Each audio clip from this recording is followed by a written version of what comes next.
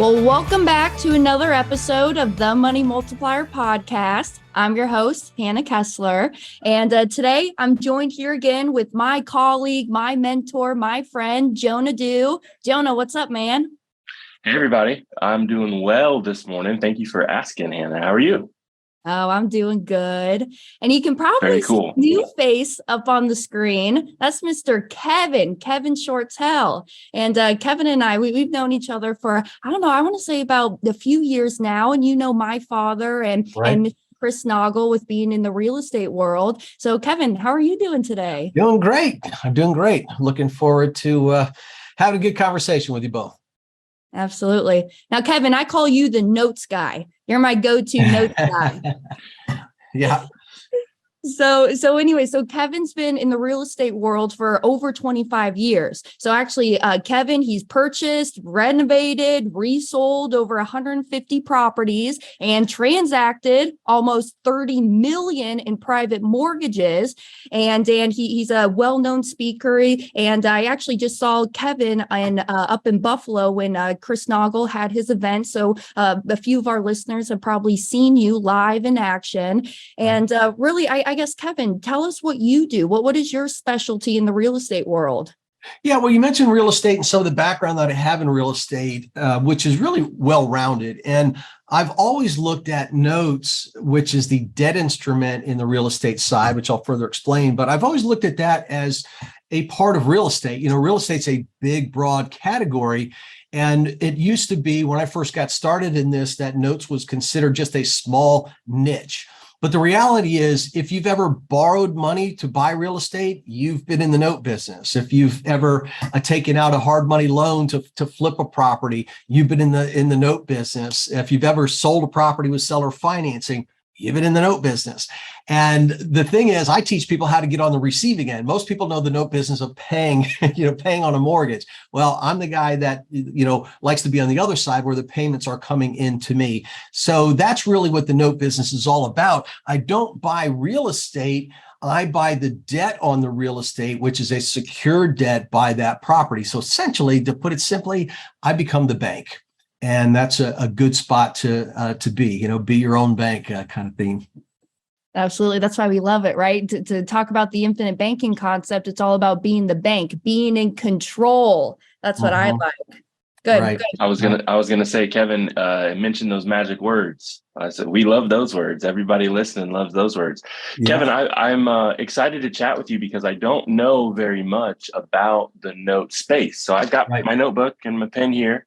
Ready to listen and learn, just like everyone else who might be listening to the podcast. So I'm very excited to chat with you, and you might have to break it down like on a like a sixth grade, understanding level. Sure. But I've actually noticed that's one of the things that a lot of people like most about what we do, and I've heard that actually about you, that you can break it down so that way everyone can understand it, and that way if it makes sense for you, want to get involved in it, it's very easy and there's clear next steps. Mm-hmm. Okay. On a simple basis of what it is, and it's not a direct parallel, but it's a spot that everybody can think through.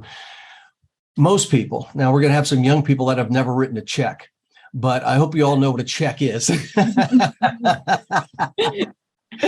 You've heard about a check, right?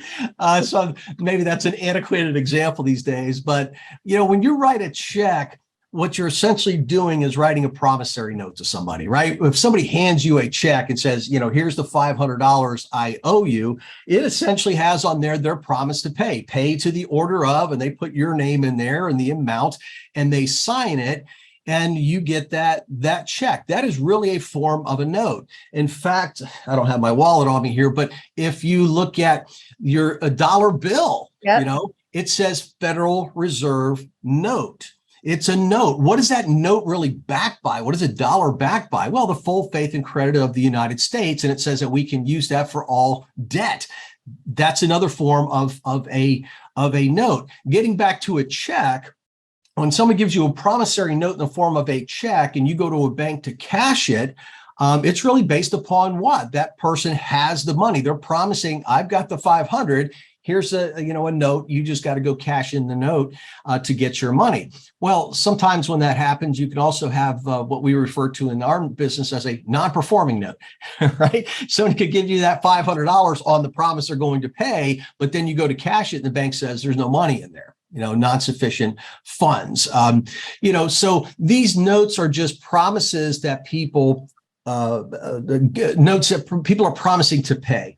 So to relate that to real estate, when you go to buy a piece of real estate, typically you're not paying cash. So let's say you're going to borrow money. You have to go to a lender to borrow money. And I'll just say bank as the lender. So you go to the bank and you want to borrow money to buy the $300,000 house, whatever it is.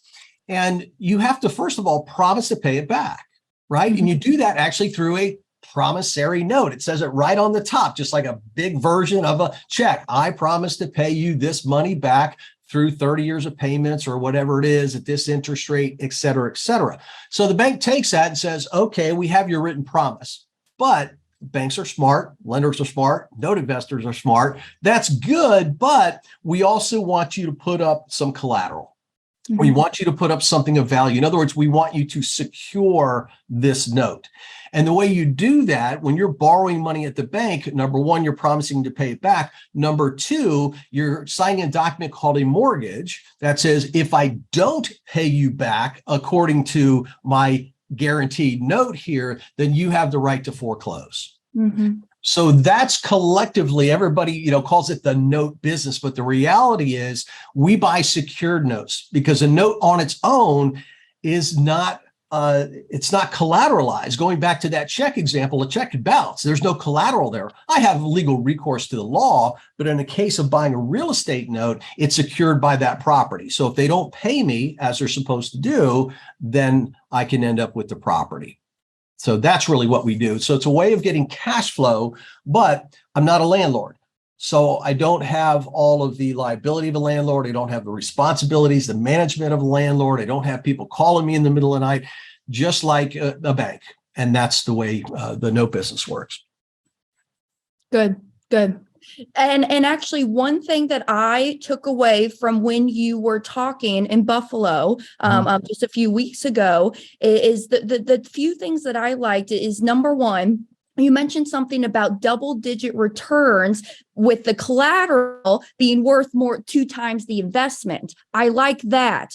And on top of that, what really resonated with me is you shared that story. I might get a few of the facts wrong, but you shared the story about the widowed mother, right? And how you came in and you helped that widowed mother because the bank was going to go and foreclose on her, but she just had all of this other stuff going on, and you actually helped her. You used those state programs that were out there to help her. And then, hey, when you're back on your feet, now start paying me. I really liked that. You had that human connection with them, where banks, they don't care if you are widowed or lose your job. They just care if they get that check every single month. Yeah, and that's very, very true. Banks, especially today, they don't have large loss mitigation departments, meaning you're just another number. You're just another loan in a portfolio in this whole mortgage machine. And what a lot of people don't realize is, on that level, banks don't own 99% of the loans that they create.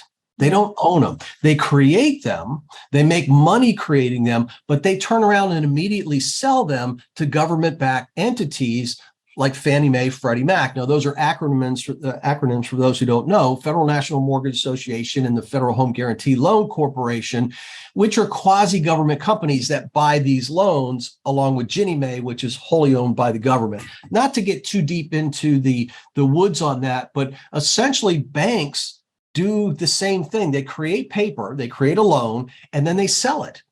And they actually do sell it at a discount. So they get capital back to do what? Create more loans. And that's how the whole system works. So how does a bank really make money? They make money by collecting upfront fees in originating the loan, and then they make continued revenue by becoming the servicing company for those government entities. In other words, so they collect the principal, interest, taxes, and insurance and late fees or what have you every single month. They are able to charge a fee for that, but they also hold the money for free that you pay for taxes and insurance. For most people, your property taxes and your insurance is due one time per year, some places twice per year. But imagine all the free float that banks make on millions and millions and millions of loans, hundreds of millions millions of loans across the United States. They're making free float on the money that they're just holding, which they'll pay out one time per year. So that's really where banks make their money. So because there's no personal attachment, Hannah, as you were saying, you don't pay, it just goes through a system. It's a systematic approach. They might call about trying to get the loan to work again a couple times, but if you're not paying, okay, that one's 90 days past due, you're done. And that's essentially the cutoff. But if Jonah were to buy a note and Jonah's invested $50,000 of his own money in this note, and the house is worth $100,000, so he knows he's protected. Right? The house is worth 100. These folks owe $60,000 and Jonah buys that note for 50. He's got a safe investment. You'll notice he paid less than what the balance on the note was. That's his discount, which increases his return. We don't buy notes and tell somebody, hey, we own the note. Your note's only 5%. That's not good enough for me. I'm going to raise it to 10, right? We can't do that. What we do is we buy it at a discount, and the discount increases our return. Okay, the borrower still pays the same amount of money. If that note were to go bad, if all of a sudden Jonah's not collecting payments, he's less likely to go, well, let's just foreclose on them. Let's just get rid of them. And I don't know, again, a single person that ever got into the note business that at least I've encountered that got in this business go, oh man, I can't wait to foreclose on people and take their homes. It's just not a reality. The reality is he wants to work with people. In fact, Jonah might have bought, in my little example here, a note that when he bought it, it wasn't working. But all the signs were there. They're wanting to pay. They're taking care of the house. They're still paying their property taxes. And you see these little signs when you learn the business going, this person's trying, so let me come in. And in that case, maybe Jonah only pays $30,000 for that same note because it's broken. It's not working. And then he's got enough room in there where he can do a workout solution with that borrower to keep them in their home, which may or may not involve, the government funds. The government funds would be his go-to plan. Second would be without the government funds. And, it's the percentage of times that we foreclose on people in this industry, although it's not tracked. I don't know how you could track it. In my experience in over 30 years, it's such a small percentage of time because we always try to do some kind of a workout. Good. Jonah, do you have hearing all of that? Do you got questions for Kevin? I do. I've got a few. So I really like your example. That was one of the things I was saying earlier about keeping it really simple. So I guess I'm wondering, is there if someone was interested in working with you, is there any type of, well, I guess what I'm wondering is how does the due diligence work? Is it on the person to kind of research and learn, or do you kind of have a system where, hey, we'll walk you through these first couple steps on your first note or second note, so that way you get it? How does that just work working with you specifically? Well, the first thing really is finding out what an individual like yourself or Hannah or anybody listening, what do you want to accomplish within the industry? Because the note industry is so vast, you have to break it down to how active do I want to be? Do I want to be active or passive? Do I want to just get monthly passive income, or am I interested in doing workout solutions where the potential for lump sum is greater, higher returns, but I've got to put some effort into it? How much capital do I have to start with? What is my individual risk tolerance? How much risk am I willing to take on in a particular deal? And what reward am I looking for in a potential deal? So you really kind of have to think about first, once you're exposed to what everything that the industry can do, is narrow it down to where should I get started? And that's number one, because again, you can buy just like real estate. And I think most people can relate to this. You could go out and buy a home. Let's just assume you have the cash or what have you. You could go out and pay retail for a house today, no problem, right? There's no skill involved with that. You're just buying a house in good condition that you're paying a fair market value for. That takes no talent. Anybody can do that. But there's no real profit in that other than long-term, hopefully appreciation, et cetera, et cetera. Real estate investors don't look for those homes, do they? They look for homes that they can buy at a discount that might need some work so it can increase the value, and that's where their profit is made. Well, let's parallel that to a note. If I'm buying a non-performing note where somebody's been living in the home, maybe they've made payments for 4 years and something happens in their life. They lost a job, their hours were cut back, they caught COVID, all these different things happening in our world today. And all of a sudden they run into a rough patch in life. Look, most people, myself included, have and will run into rough patches in their life, and they're struggling. So they're not able to pay on that note. It needs work. You're looking at a rehab type of note to parallel that to real estate. So it does take skill and due diligence to know how to look at that piece of property and say, well, in this neighborhood, the house is worth this after it's fixed. What's it going to cost me to fix it up in both time and money? We do the same thing in the note business. This note is broken. It's not working. But if we were able to get it working, we could increase the value to it. We could turn around and sell that note later on. We could just keep it for cash flow. And one of the cooler things, which is a little bit more advanced, we can even sell part of a note. Unlike real estate, I can sell a note multiple times versus just selling one time on real estate, which is kind of a cool concept, not to muddy the waters there. But that's the sort of thing that you look at. Now, there's other notes that you can buy. And I've got a couple of right now where these people have been making payments in this home for 12 years. And their payment history is rock solid. They might have a 30-day late here and there over the years, but they're paying every single month.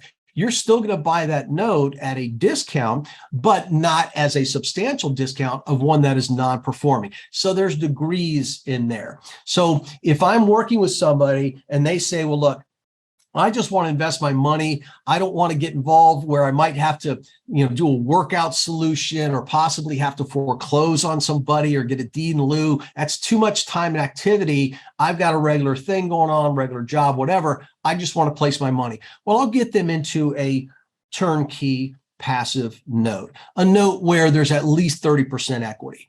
The people have been making payments for 2 years, and you can get double-digit returns. I mean, that's just a great note to have. Other people who are a little bit more aggressive, they're looking for real estate. And this is another way that you can buy real estate to go to the other extreme. I want to buy a non-performing note on a vacant property. So I take the person out of the equation. I'm going to focus on short foreclosure states. Perhaps if I'm going after a property, I might look at Georgia, Missouri, short foreclosure states, where in Georgia, 90 days and less than $1,000 to foreclose. So if I can buy a non-performing loan on a vacant home in Georgia at a substantial discount, I know I'm going to end up with the property, but I'm not even having to kick anybody out. It's vacant right now. And I'll have that thing within 90 days and less than $1,000. And no other real estate investor in that area is can buy that house, right? They don't know that it's even for sale because I'm buying real estate by getting the note first.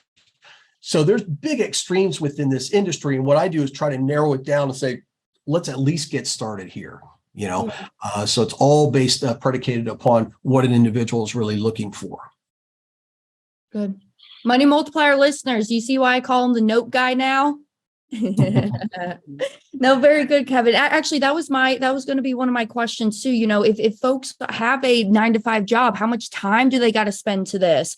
One thing as well, when I met you just here recently up in Buffalo again, is I asked you the question. I said, Kevin, I don't know which one I want to get into. I don't know if I want to go the route of private lending or if I want to get into the note business. And you're like, and you said, Hannah, they're one and the same. The private lending is you're just creating a new note. The note business is you are just taking on the ownership of those notes that are already created. And and after you said that, I was like, all right, now it makes all the total sense in the world. Yeah. Okay. Yeah. And it really is. You're creating paper, you're buying paper that's already been created. So your due diligence, well, I don't think, Jonah, I don't think I fully answered your question. On the due diligence side of it, we do look at, what's our collateral worth, right? So we do have to understand the underlying value of the real estate. We have to also, though, understand the contract that we're buying.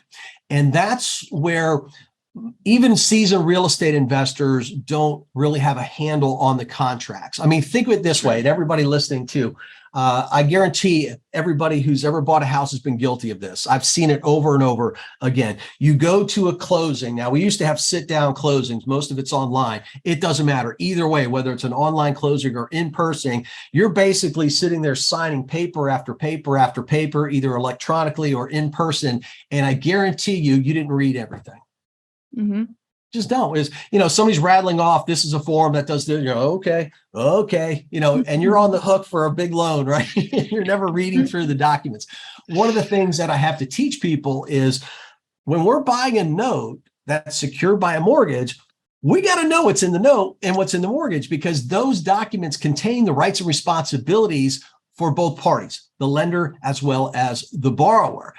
So you don't have to read them from start to finish every single time, but you have to go to key paragraphs to understand who's responsible for that. What if they don't live up to this? What if they do? What do I have to do? All these things are in the documentation. And then we look the same way at real estate as we do with notes as far as chain of ownership. When a note was created, so in Hannah's example, if Hannah creates a note, and maybe she's buying a property. Maybe she bought a property through foreclosure, what have you. And Hannah buys the property, she fixes it up, and now she's going to sell it with seller financing because she can make more money that way and sell it quicker. Great. So she creates a note. So she converted her investment from real property, to paper now. She doesn't own the real estate anymore. She sold that, but she has the paper, the note, and the mortgage. That is another asset. So she can hold on to that asset and just enjoy the monthly income that comes in from that, or she can take that and sell it. Mm-hmm. Okay. Now, when she created the note, wouldn't it be smart for her to think in terms of, well, I don't know, maybe I'll keep the note, maybe I'll sell it, but I should create a note that has good resaleable value because I might just sell it. Right. So she's going to look into her due diligence, which is, what's the credibility of the borrower? How much money are they putting down? What interest rate should I agree upon on this? Those sorts of things to create a good quality note that when she sells it won't take a big discount. So, for example, if Hannah created this note, it doesn't even matter how much it is, but she did it for 50 years at 0% interest. If she went to try to resell that, that's going to take a big discount. Yeah. Right. Versus if she did a 10-year note at 9% interest, she doesn't have to sell that at much of a discount for an investor to get a 10% return, because all they have to do is discount it a little bit to go from 9 to 10. Okay. Mm-hmm. Or 9 to 11, whatever the case may be, 9 to 12 versus 0% interest. How much do you have to discount it to get it up to those same levels? Mm-hmm. So how you create them requires some knowledge of the note business. And then when you're buying those notes, you're basically just going back and almost doing a CSI investigation. Like, how was this created? Who owned this note before? Is there a clear chain of title in the ownership of this note? What's it worth? What's the risk? What's the reward? And you balance those out to come up to a price. Beautiful. I like that. I like that we have so many options when it comes to helping our members, right? Our Money Multiplier members pursue some new income, passive income, new streams. And I'm very interested. Like I had mentioned to you, I didn't know anything about the note business. So I'm actually I'm taking notes. I'm super interested in learning more. So that's awesome. Thank you for sharing. Sure. Yeah, one of the things Hannah, in Buffalo and stuff, I like to teach through stories, and I show deals all the time because I look at deals all the time. But a typical example, again, so everybody can wrap their head around it, especially in these days where property values have appreciated, loans have been stricter than they were in the last market crash. But I see so many notes where you've got $100,000 home, but the person's been making payments on it for so long, they only owe $30,000 to $50,000. So right away, buying and I'm talking performing notes, you could invest on average about $30,000. And by the way, you can use your own money. You can use IRA, 401k, all of that, all the retirement money. You can use your money out of the life policies and such. So you're investing maybe $30,000. You're making 10 to 12% interest, and it's backed by something that's worth $100,000. Yeah. And you don't have to do anything other than check the boxes, verify the seasoning. I'm looking at the payment history. They're showing me third-party proof of that. I can see when the note was created. I can see maybe it was sold once before. All the documentation is there. I get a BPO done on the property, broker's price opinion for those who don't know. So I have a local real estate agent essentially appraise the property for me, might even get a title report, probably should get a title report on that thing. And I purchase it. And now the money from that note just goes to me instead of the other note holder. I mean, it can be that simple, everybody. It's once you understand the business, it's not really more difficult than that. That's tough.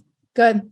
I'm glad that you brought that up. I was going to have you touch on that. Yes, you can use qualified money to purchase notes. And for Money Multiplier members, using your infinite banking policies to go out and purchase those notes, right? You're just pushing your dollar the extra mile. I'm always earning interest on my money in the policy. And now I'm also making interest and capitalizing on the dollars over here in the note business. Right. So very good. Now, here's one of my last questions for you. Yeah. For the folks who are already in the business, where are we at right now? What now? What next? Can you give any tidbits to those folks who are actively in the business and how they can further their business? Yeah, I've been in this for 30 years and everything goes through cycles, right? And we're in a cycle right now that I feel the note industry itself is in the strongest position of any investment across the board. And I'm talking, crypto, I'm talking stocks, bonds, and everything else, because from my, and I might be a little biased on that, but when I look at everything, I go, well, wait a minute, property values are at all-time highs right now. And also people are become fearful of that, right? So there's a lot of talk about, well, what if property values go down? And they might go down. I don't know of a single client of mine that would be affected if property values drop by 20%. I don't know of a single one, because again, we've got that buffer. So going back to that example, if you paid $30,000 for this note and the house is worth $100,000, you've got a lot of safety in there. If the house goes down to now 80, are you affected? No, I mean, you're still there. You're still safe. The monthly mortgage payments on these loans are way less than rent right now. So in addition to that, on that note, let's say that note's in Ohio. And by the way, $100,000 home in Ohio is a 3-bedroom, 2-bath, nice looking home. And I know you probably have people all over the US. I use 100,000 because we can just do easy math, but that's very realistic in a lot of the markets that we work within. Rent on the homes would be the same thing. You could look up rent on like Rent-O-Meter or something. You're going, all right, these people are paying $500 a month. The house would be $1,500 a month to rent. So they're motivated to stay and pay, even if it's a situation where somebody's fallen behind on the payment. They want to work with you because they'd rather stick with that $500 payment. What's their alternative? They can't rent next door without paying $1,500 a month. So we've got that going for us, the rent pressure, keeping people there. And in fact, people are staying in their homes longer these days. When I first started tracking that number back in 2009 and 8, 9, and 10, people were staying in their homes maybe 7 years and then cashing out, selling, and everything else. Now it's 13. So people are staying longer. They're paying longer. The rents are putting pressure for them to stay. Property values, even if they do go down, there's still equity in a lot of these loans. I started looking at, you have to look at worst case scenario, right? You always have to prepare for that. You're hoping for best, but worst case, somebody loses their job, doesn't have the ability to pay. On some of these smaller loans, which we have a tendency to specialize in because you can diversify and build up a nice portfolio, even unemployment, if they want unemployment, they should be able to afford these payments. Now you add in all this government money that is put aside, $10 billion, by the way, everybody. Every state got a part of that. Every state got at least 50, not 50. Every state got money in this. And every state is now allocating to help people catch up on their mortgage or pay their mortgage moving forward. And in some cases, even pay off the mortgage. And I think they'll probably extend that program. I really do. So all of that added together, to me, makes this a really great investment for anybody. And I would just add in, the liquidity to the market. I mean, when I first started in this, we didn't even have the internet. Okay. So I had to go to the courthouse, I had to go through microfilm. I had to look at real paper and go through stuff. Today, you could literally this afternoon, go up and look at note inventory that's available for sale. So it's a very liquid market. So I think when you add the liquidity into this, it really becomes a game changer in the industry. Well, Jonah, awesome. do you have any things you want to I add? was just going to say thank you so much for sharing. How can our listeners find you if they're interested in working with you, or where should we direct them or point them? And kind of how does that work if they want more information?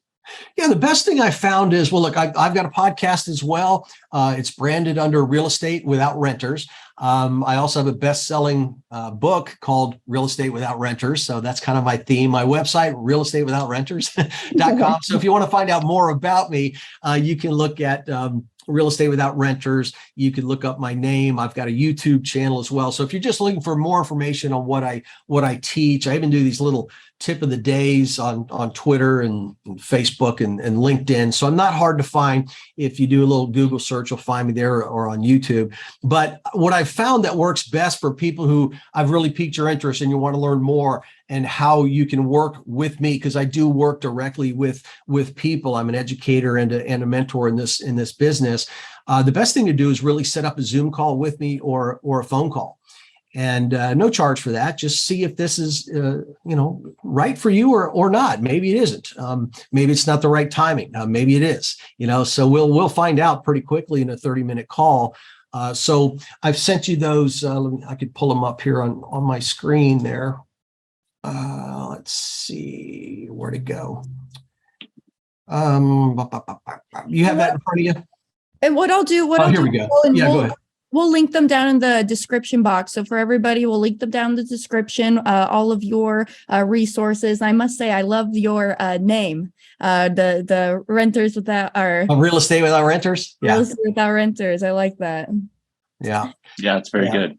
Because that's at the end of the day, that's what we do. But it is. We're in the real estate, but no renters and no flipping and all that sort of stuff. So it's rather interesting. But yeah, there are Calendly links and you guys can schedule the date and time that you want to talk. And you'll talk with me personally, by the way. I don't outsource that. It's you'll be talking directly with me on that. We'll have a conversation.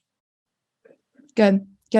And let me just tell Money Multiplier members that are listening, if you want to catch us live, I will be speaking in Langhorne, Pennsylvania, so right outside Philadelphia on September 17th.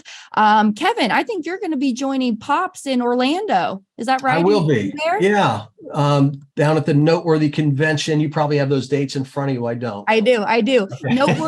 The Noteworthy event is happening right in our backyard, Orlando, Florida. That's the 22nd to the 24th of September. And then the following week after that, we're coming to the West Coast, y'all. So we'll be in Phoenix, Arizona, the 28th of September to October 2nd. So we'll link those down below as well if you want to come and catch us live. Jonah, does the Banking Bros have any live events happening in September? There is one live event happening in September. I don't remember the date. It is whatever Sunday is around the 20th. I'll have to apologize. So, but what we'll do, just like Hannah said, is we'll link it below so that way you guys can see those dates and see those locations. And if you're in the area, like always, we would love to come answer your questions, talk with you, chat with you. And again, if you're going to Orlando, you can talk to Mr. Kevin here in person. So that'd be awesome if you're around that area. Yeah. That's it. Excellent. All right, y'all. Well, thanks for joining in, Kevin. Thanks for your time today. You're an expert. You're a rock star, my man. So thank you for just spending a little bit of knowledge in your big noggin of yours. My pleasure. I enjoy it. All right. We'll catch you later. Great. Bye, y'all. Thanks. Bye, everybody.